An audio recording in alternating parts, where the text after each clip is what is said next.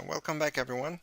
So in the next video we'll look at CSS3 animations, transitions and transformations.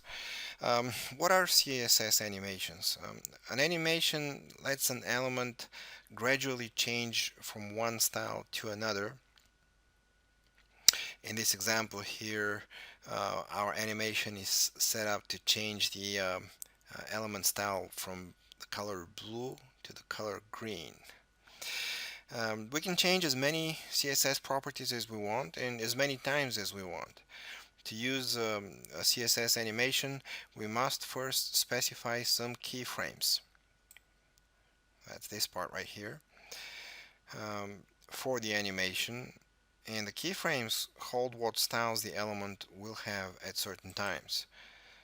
So in this particular example, our keyframes are we start from this value, we go to this value.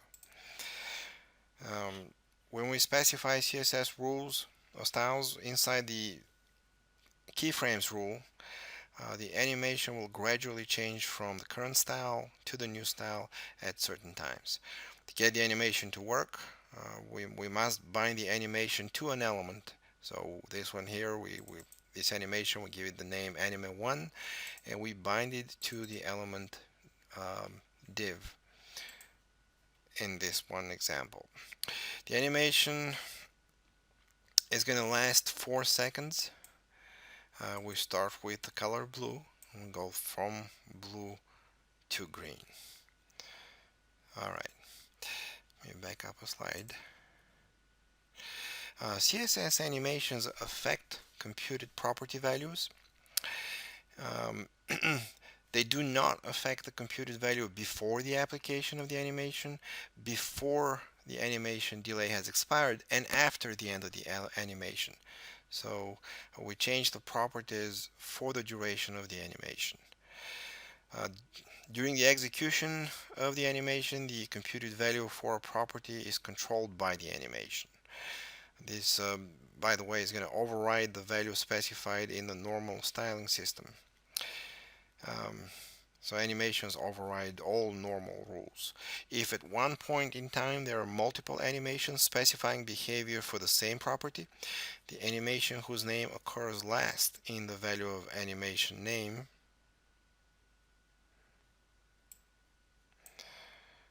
will override the other animations at that point. The animation name property defines a list of animations that apply, and each name is used to select the keyframe at rule that provides the property values for the animation. If the name does not match any keyframes at rule, there are no properties to be animated and the animation will not execute. Furthermore, if the animation name is none, then there will be no animation. This can be used to override any animations coming from the cascade. So if an animation has been defined outside of your styling rules, that's a way to cancel them. So if multiple animations are attempting to modify the same property, then the animation closest to the end of the list of the names wins. Alright.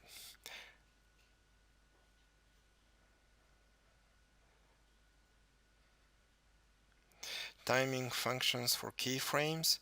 A keyframe style rule may be used to declare the timing function that is to be used as the animation moves to the next keyframe. In this example here, our keyframes are set at 0%, 25%, 50%, 75 and 100, and they basically tell the system at which point the background color should start to change. It goes from red to yellow to blue to green to red. And the left and top values here specify in which direction the color is going to change. Animation delay. The animation delay property defines when the animation will start. It allows an animation to begin execution sometime after it is applied. An animation delay value of 0 means the animation will execute as soon as it's applied. Otherwise, the value specifies an offset from the moment the animation is applied, and the animation will delay execution by that offset. In this example, it's 2 seconds for us. So this animation, animate 3, is going to wait for 2 seconds and then it will start. The animation will appear to begin partway through its play. Um, you can specify, if you like, negative values. Uh, i- and if the value for animation delay is a negative time offset, then the animation will execute the moment it's applied, but will appear to have begun execution at the specified offset.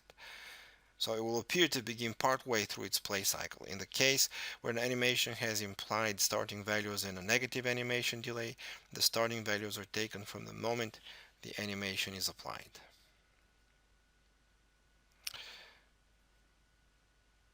Uh, the animation iteration count property specifies the number of times an animation cycle is played. Initial value is 1, meaning the animation will play from beginning to end only once. A value of infinite will cause the animation to repeat forever. Non-integer numbers will cause the animation to end partway through a cycle. Negative values are invalid. You cannot use negative values here. So in this example here, we're going to repeat the animation 3 times. This property is often used in conjunction with an animation direction value of alternate, which will cause the animation to play in reverse on alternate cycles.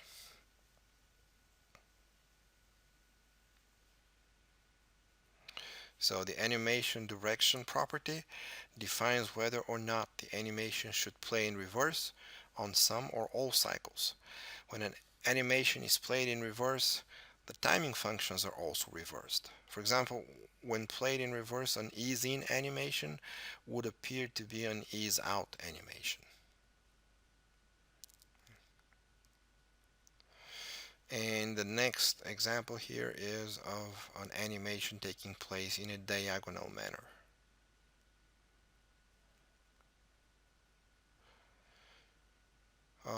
The speed of the animation timing function property, it describes how the animation will progress over one cycle of its duration. For a keyframed animation, the animation timing function um, applies between keyframes, not over the entire animation. For example, in the case of an ease in out timing function, an animation will ease in at the start of the keyframe and ease out at the end of the keyframe.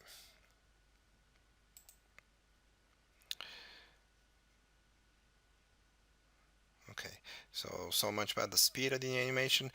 The last frame here on animation shows a shorthand, how you can combine multiple commands into one.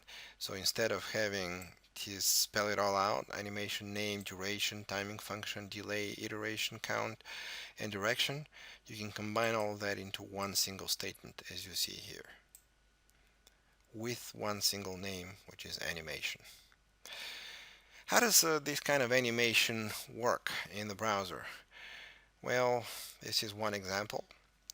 We're going to do an exercise and we'll play with this a little more, so we'll get our hands dirty, so to speak, with animations in just a moment. But for now, if we want to visualize how animation works, if let's say we apply it to a small red box, this could what it looks like could be what it looks like on the screen. So at 0 seconds, 2 seconds, the box is just moving to the right. 4 seconds, 6, 8, 10, the box is slowly getting back to the beginning and then going back to the right again. Essentially, you're specifying how the property is going to change for the element that you're applying the animation to. Related to this are the transformations and transitions. There's 2D and 3D transformations that you can apply, and basically animation is how you achieve transitions is one way to achieve animation in programming languages. If you're programming games, for example, it's going to be a combination of one or more of these functions. You can translate the object, you can rotate it, scale it, skew it, which means just distort it, or you can apply a combo matrix that does a combination of one or more of these to it, and it can be either in 2D or 3D. So translation, the translate method simply moves the element from its current position according to the parameters given for the x-axis and the y-axis. You can see an example here. We are moving the object by 20 pixels horizontally and 50 pixels vertically. The keyword, of course, is transform. Rotation. The rotate method rotates the element clockwise or counterclockwise according to a given degree. In this example, we've specified 45 degrees, so we are rotating the element 45 degrees clockwise. Using negative values, we'll rotate the element counterclockwise. The scale. The scale method increases or decreases the size of an element according to the parameters given for the width and the height.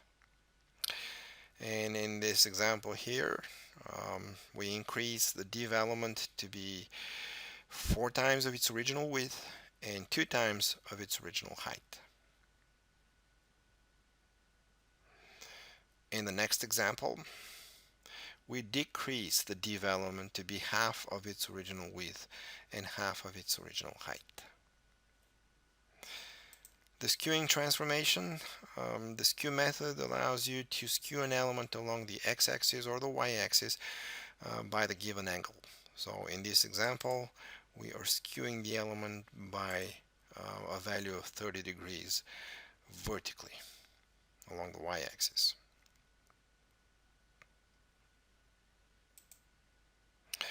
And then the most interesting type of transformation, the matrix, is the one you can use to combine multiple transformations into one.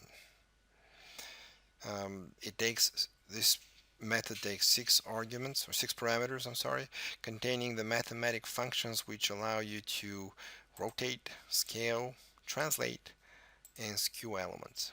So here is an example of creating a matrix that will apply the following transformations to the div element. It will rotate it, it will scale it, it will move it, and then also skew it. Those are the 6 elements.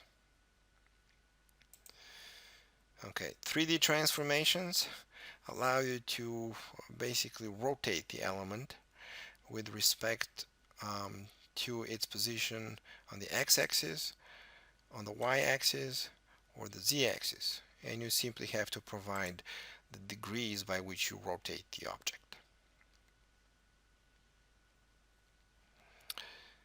Okay, those are the transformations. Transitions allow you to create a transition effect, and you must specify 2 things. You must specify the property you want to add the effect to and the duration of the effect. So this is a temporary transformation, if you will. Over here we create a transition effect for the div element to its width for 3 seconds and its height for 5 seconds. How does this exactly work? Well, down here we create a div.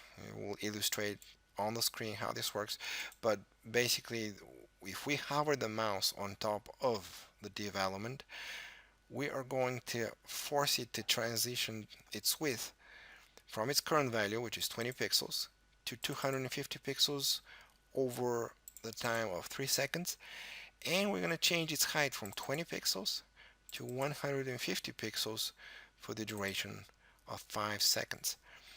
The moment you move your mouse away from the object, so you're no longer hovering on top of it, the transition will be undone, so this effect will disappear.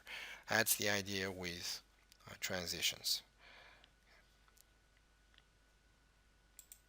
You can combine transitions and transformations, so you can actually change the object. We can change the div element and transform it, and at the same time add a transition effect. So in this example here, we are transforming the div element, but we're also adding a transition effect, so that as the transformation happens, we get to see the transition effect of the width and the height changing from 20 pixels to 250 and 150 respectively over the duration of 2 seconds. Okay, and that that wraps up our discussion on all the animation and transition and transformation effects that can be applied in CSS3. Chapter 11 in the book contains a really detailed discussion on this. Of course, there's also a detailed discussion of this that you can find on the W3 School's website and other websites too. Um, let's go ahead and end this video presentation here and move to an actual hands-on demonstration so we can try these animations um, on our own.